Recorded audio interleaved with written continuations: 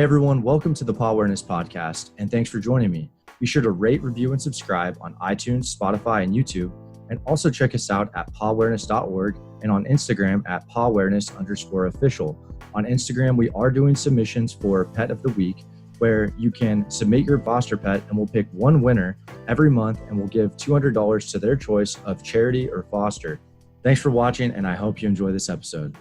Hey everyone, and welcome to today's episode of the Pawareness podcast. I'm really excited about today's episode. I have Zach Skow, a founder of Marley's Mutts and the Pawsitive Change Program. I'm going to go ahead and let him introduce himself as well as about some of the organizations he runs. Yeah, sure. So my name is Zach Skow. I founded Marley's Mutts Dog Rescue 12 years ago, coming out of liver failure. So I was diagnosed with end-stage liver disease. I was given less than 90 days to live. And really the short version of the story is the only reason I'm here is because of my dogs and because of rescue. So when I got out of the hospital, I was looking at only a liver transplant. It's the only thing that was going to save my life. I hadn't been, more than a few hours sober in the previous 15 years. And I was dying. I was as sick as you could be. And basically, to qualify for my transplant, I had to find another way to stay alive. I had to find a reason to be on this earth, and that reason became my dogs. And started with Marley and Tug and Buddy, and those dogs really helped me first not kill myself, not want to put, when I got out of the hospital, I'd been there for 6 weeks, and I was dying. I was as sick as you could get, and I had very, very little hope. And my dogs really helped me plug into the moment and plug into the now, and try to shake off a lot of the depression and the pain and the trauma and everything that I was dealing with. And I was able to start not only participating in life, but starting to not think about taking my own life. And my dogs have really been the key to my emotional well-being, my physical well-being. And Marley's Mutts just started as just very organically as me trying to qualify for liver transplant and putting my effort into the dog. So it was really just a way to keep me occupied so I didn't think about drinking, using, or dying. And it ended up becoming this. I didn't plan on it. It was not something I planned on creating. It was just something that organically happened. And my community got very supportive and, would see this yellow guy in liver failure running around putting up dog flyers all over town. This was like pre-social media. And the rest is history. We just kind of went off to the races and started rescuing. When I first got out of the hospital, it was 2 or 3 dogs, which became 3 or 4, which became 7 or 8, which became 10 or 12. And all of a sudden at my dad's garage, I got tons of dogs around me in various stages, puppies to big dogs to dogs who need behavior modification to dogs with broken legs and broken jaws. And all of a sudden Marley's Mutts was kind of created. My veterinary hospital gave me a couple kennels I could use to basically take in strays. And I started panhandling for money at AA meetings and NA meetings. And the men in the program and the women started to support me. And I started making T-shirts. That's how we funded the organization.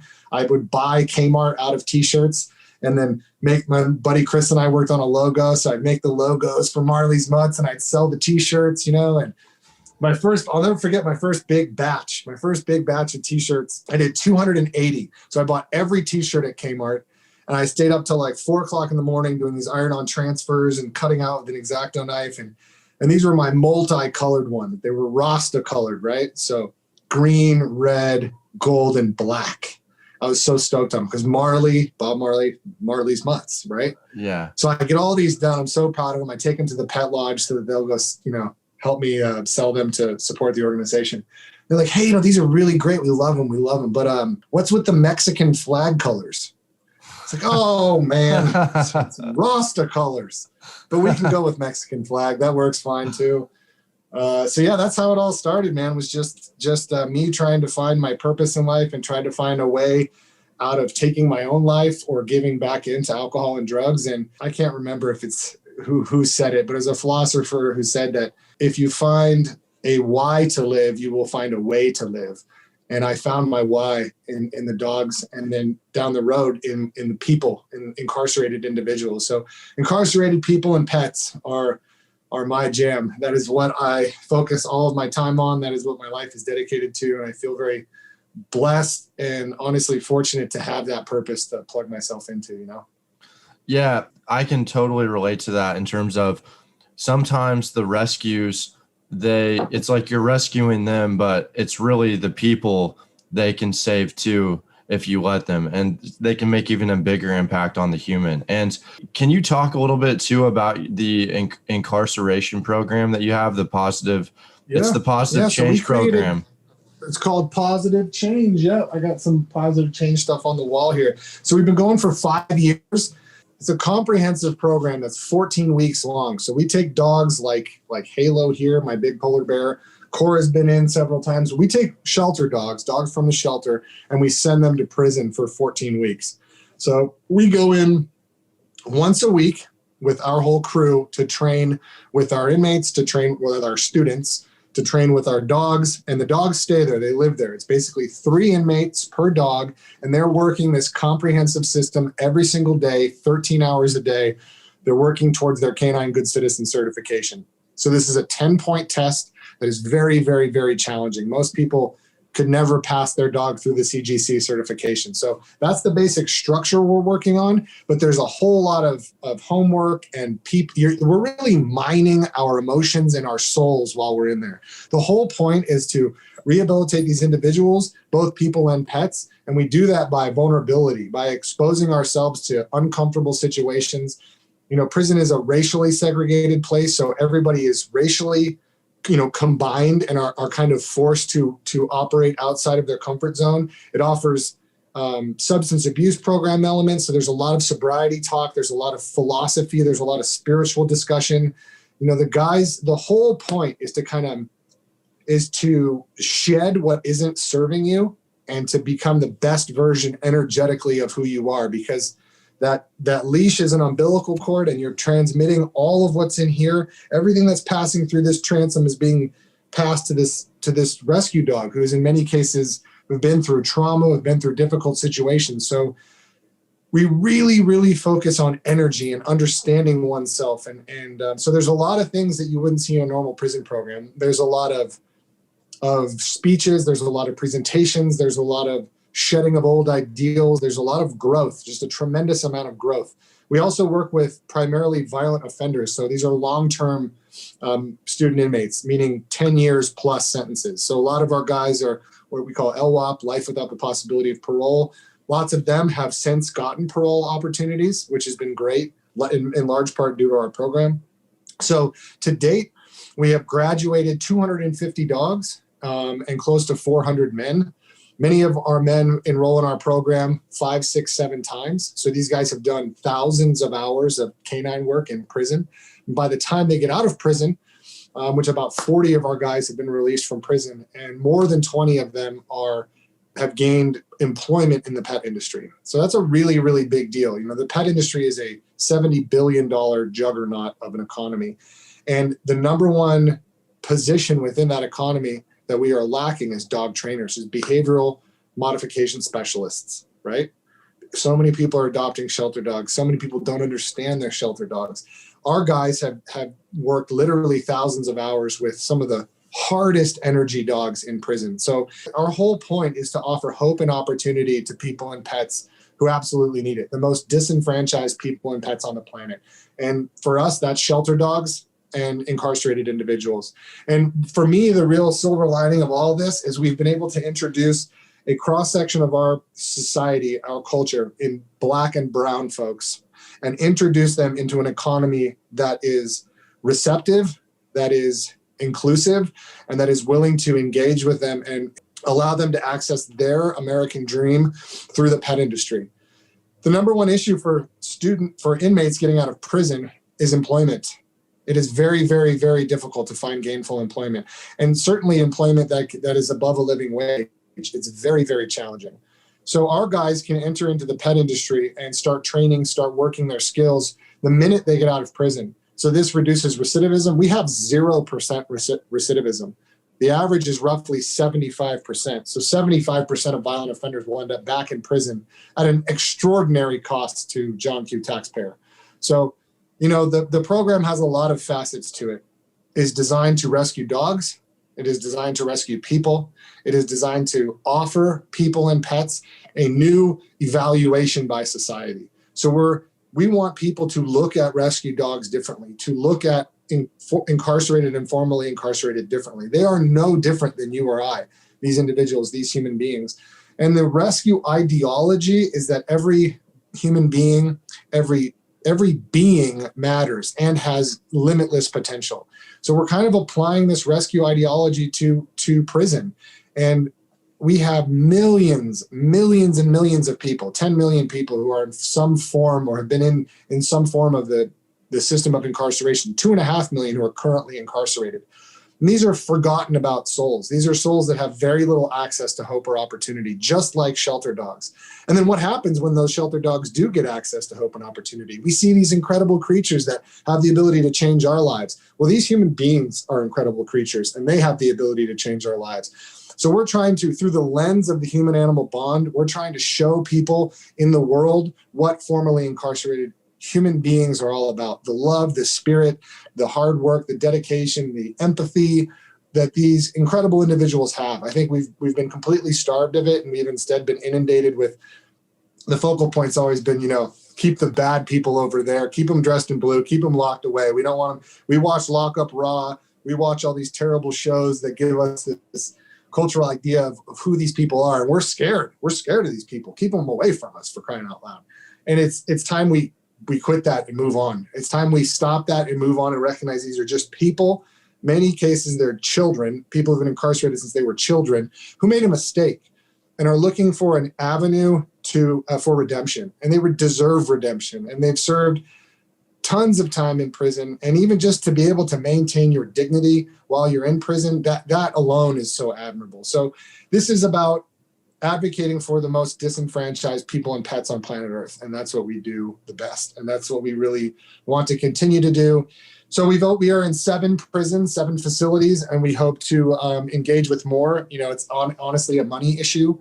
If we had more resources, if we were given resources by the state or federal government, we would be able to accomplish a whole lot more. Instead, we depend on small donations from the public to run this program, and it's very costly to pay. We have 12 trainers who we work with, who we employ to make this possible.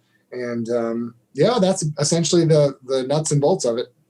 I mean, that's such an amazing story. Like you said, I mean, just like these rescue animals that need a second chance. I mean, I'm a big believer as well that people do too. And we all make mistakes. We're all not perfect. And that's amazing that it's kind of like 2 birds with 1 stone, really, like that you're doing that. And what do you think? That was going to be one of my questions was how many prisons are you in? So do you think that the government will kind of ever step in and help you guys to kind of like blow it up? Do you foresee that happening? Have they done anything like that in the past in any similar organizations? Yeah, we got some love from the Trump administration. The Trump administration passed what's called the First Step Act. The federal government can only pass legislation that applies to federal incarceration, which is only roughly 2% of the incarcerated population. It's less than 200,000. So they passed a bill called the First Step Act, which is supposed to initiate programming within prison. It's supposed to say, hey, California, hey, Washington, hey, every state, get your act together, quit spending money on all these things that don't rehabilitate people, quit spending it on pensions and military gear for the employees of the prisons, and let's start spending it on, we spend almost $200 billion a year on incarceration in America. That's with legal fees and all the rest of it. It's close to $100 billion just on locking people up. It's an astonishing amount of money. I mean, it is astonishing. Yet we have graduated nearly 500 men, none of whom have gone, 40 have gotten out of prison, none of whom have gone back, and we can't get funding for our program. All the money from a state standpoint was sent to housing. So with the COVID situation happening, so many people were being released from prison, there was a critical need for housing. There was nowhere to put anyone.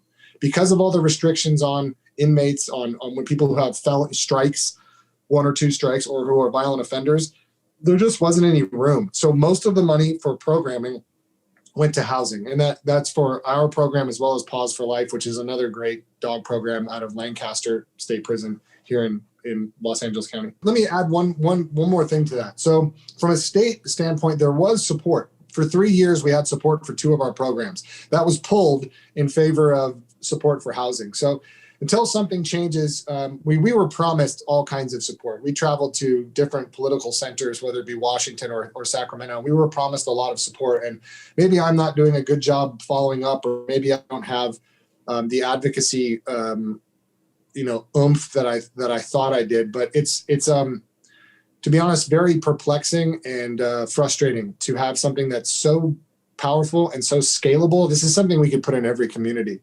Every community could have this. And the training required for us to erect different programs, different kind of sister brother programs, would be very simple. It would not be very difficult, yet we still can't get the real support that we need. So my job is to just keep talking about it with folks like you, get the word out. Hopefully people will discover it and start to pay attention. A lot of people know about our program. Not a lot of people know that we need help. Not a lot of people know that we are struggling to stay afloat.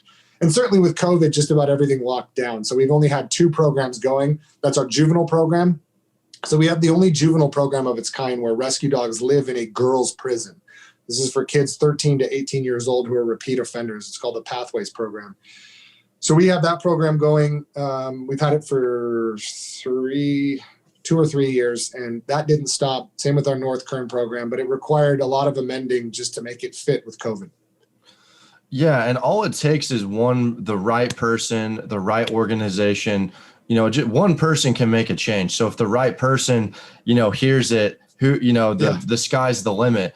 And you kind of touched on this, but there's so many moving pieces to both of these organizations, and you're one guy. Like, how do you manage your time, and what's your team like? Like, how does that go? I mean, do you ever feel overwhelmed? Are you like very structured? I'm just really curious about that also from my own standpoint as well. This might be a part that I don't want to share very much, but okay.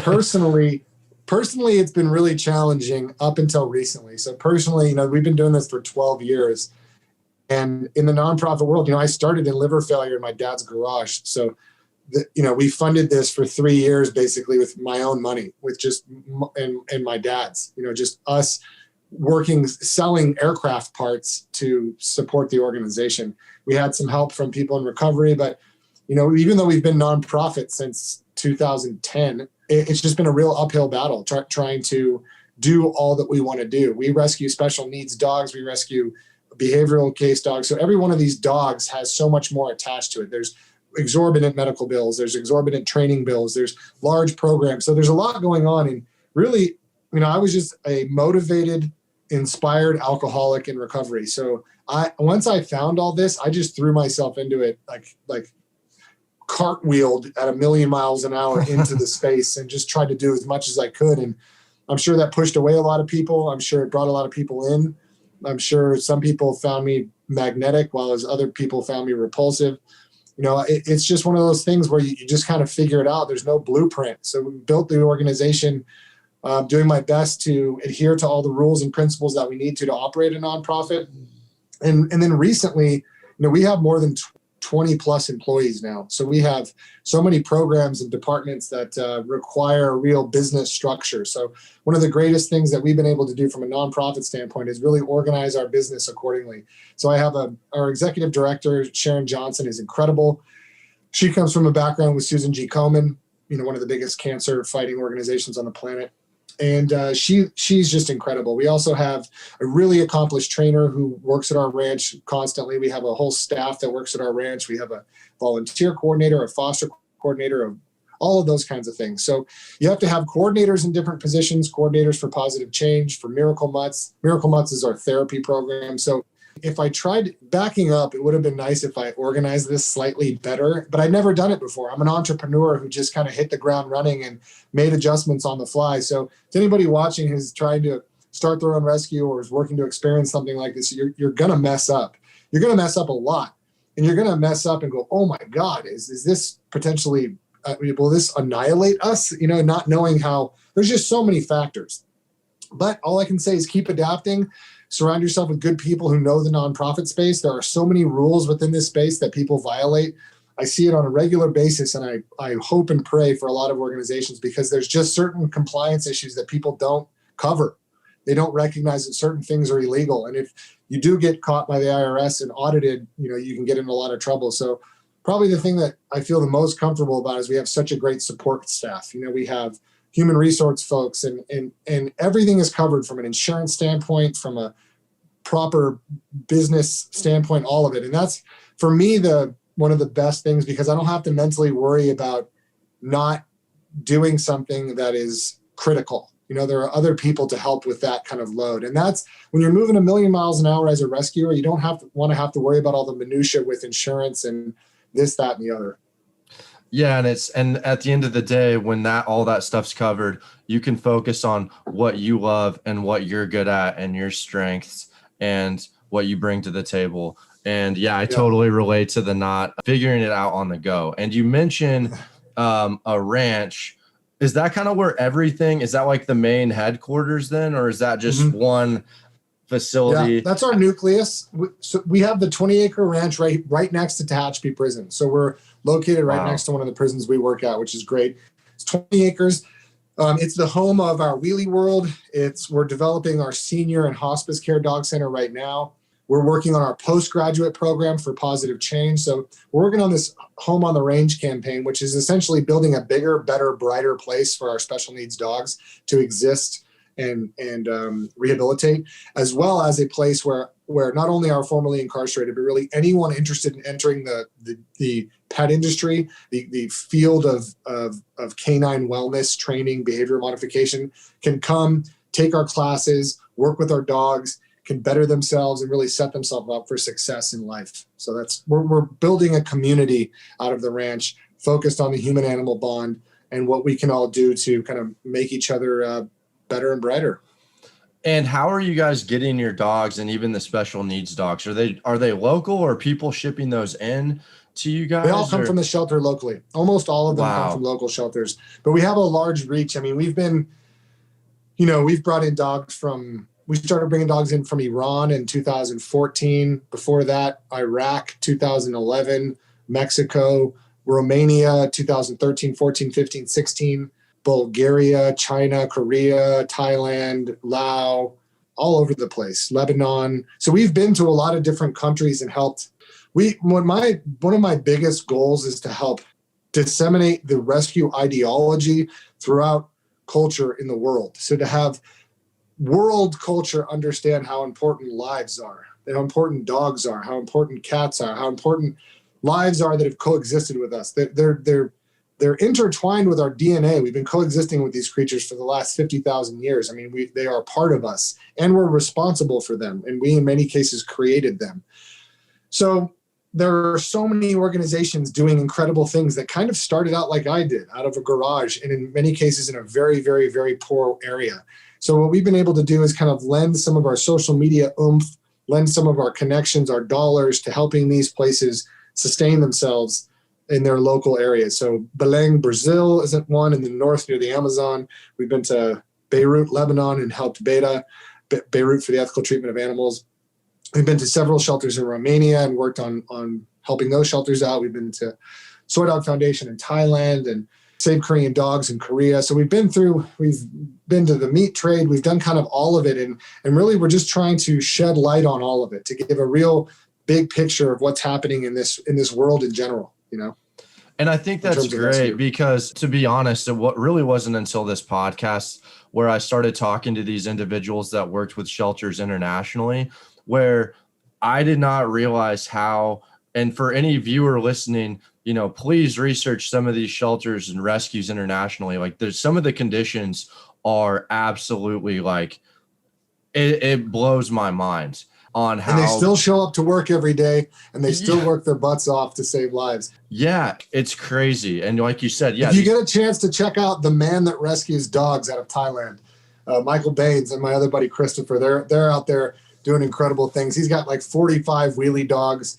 that all run around on the dirt roads out there with him. There's a lot of people doing really incredible things with very few resources who have completely pivoted out of their. Yeah, there's just really special people with a lot fewer resources than us doing some incredible things. And we want to keep that going. We want to keep it alive throughout the world. Yeah, like you said, these small individuals, and they're just fighting these uphill battles. And I cannot even imagine what they're going through on a daily basis in terms of just themselves. So that's seriously amazing. And the more that we can shed light on those types of individuals and organizations, the better. So that's such an amazing, admirable task that you're tackling there. Thanks, man. Now, what are some things that you're working on? I know that you kind of touched on some of your goals this year. What are some things that you guys are kind of working on, 2021? I know that 2020 COVID kind of threw us all, especially the rescue shelter industry. That was pretty wild. But what are some things you're working on over there? We are working on the ranch. So we are probably going to triple our capacity at the ranch. At any given time, we have between 75 and 175 dogs. So we have a lot of animals. So we'll be just building our capacity out so that we can help as many as possible. We'll be working on spreading positive change. So getting into as many facilities as we can, increasing our support for the program so that we're able to do that. We won't be able to do that, I fear, until vaccinations are widespread. So maybe not until summertime. We're also just really focusing on turning the ranch into a transformative place of wellness, both for dogs and for people. So that is a really big focus for us. We're going to probably go to China in June to bring some large dogs back and also check on the rules that are either being adhered to or violated in Yulin, in the greater area of Yulin. We'll probably be doing that with SPCA International. We'll be going to Lebanon again this year. We'll also be working to support some other organizations who are doing incredible things. Our goal is to help the overall rescue community succeed, and the overall prison program community succeed. Our goal for 2021 is going to be to focus on the human-animal bond at our ranch and creating good with that, leaving a positive streak throughout the world, and really to build up our positive change machine so that it can help as many as possible. There's no real, the positive change is an idea built on several concepts and curriculum and all these different things. And this incredible mechanism can be built around in any community. So our goal is to really take what we've created, present it to other groups that we can partner with, and create this all across America, if not the world. So Michael in Thailand has some interest. I've been talking to some folks in Great Britain about creating a prison program there who have the means to do so. So, really, I think we have this incredible opportunity to introduce rescue dogs in a different way into our community and to introduce formerly incarcerated into our community, thereby giving each more hope and access to opportunity than they had beforehand. So that's really the goal for 2021. Yeah. And you're fighting so many different, there's so many in the rescue and just this community, there's so many different battles going on. And I like how I honestly don't know. I'm trying to think. I don't know if I've talked to anyone or any organization that's doing so many different facets. I haven't even talked with you about that. You mentioned therapy. That's so cool too. There's so many different things going on over there. And I got to ask too, what to make for the dogs on the wall behind you? What does a dog have to do?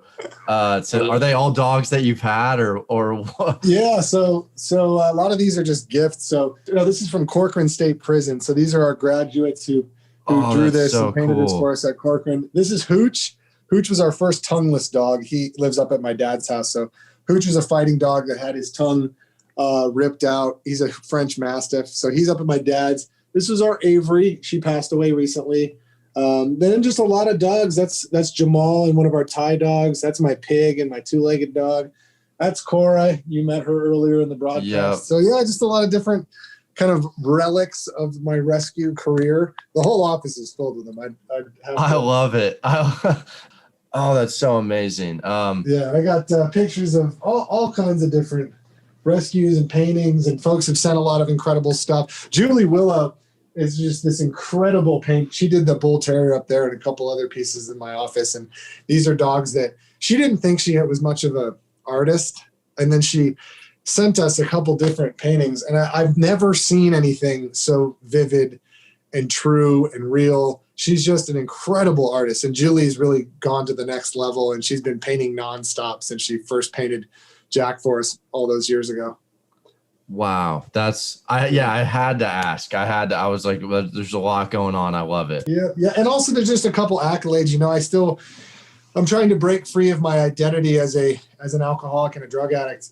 So, there's a couple awards that I got, from the Red Cross, the Real Hero Award, and we were honored as best nonprofit for 2019. So those are real big accomplishments that,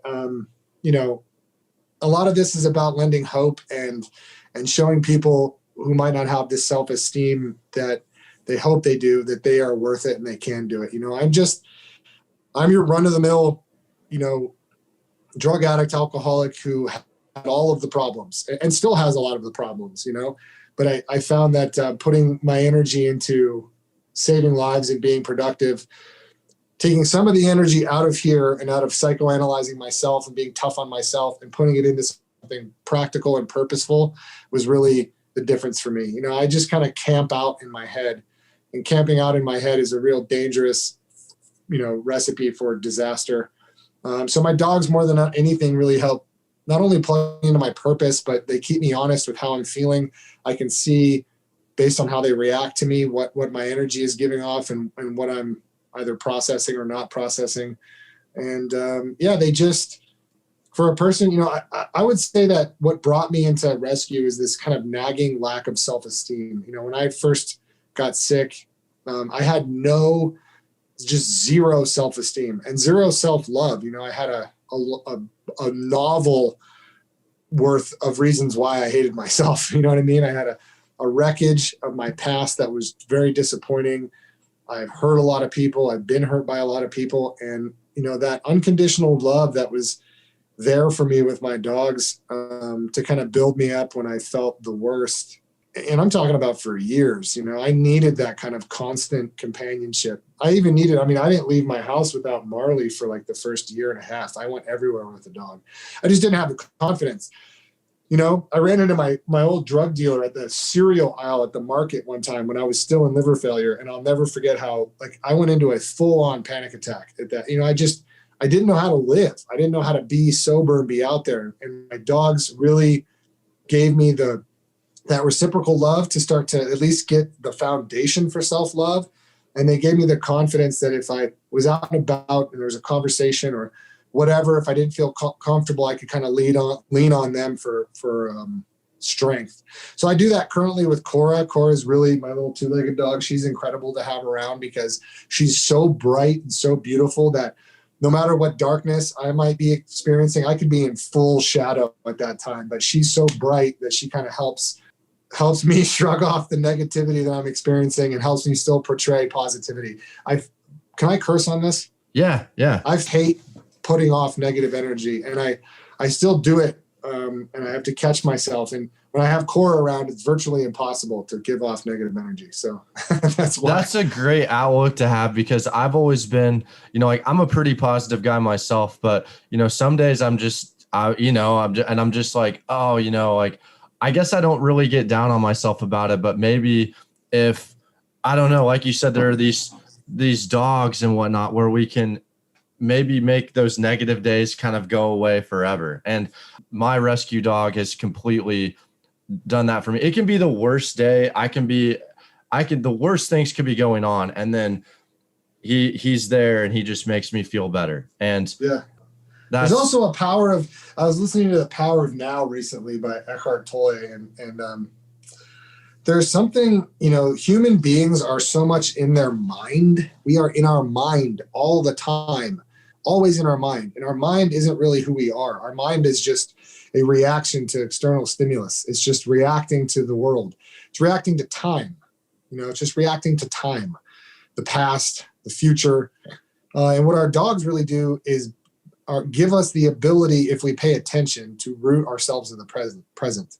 It's so difficult to be present. It's really, really challenging. If you really pay attention to where your mind is at, we're 99% of the time, we're not in the now. Where everything is happening now, right here, you and I, now, and dogs are always in the now. And if you spend enough time with them, they'll help teach you how to be present and plugged into the now. That's great. And I'm going to have to check that book out. I had a buddy recommend that book to me. Now I have to. It's really good. It's pretty deep and like existentially complex because it's identifying different, the watcher who is your true self, who is observing you racing around in your thoughts going, boy, you're crazy.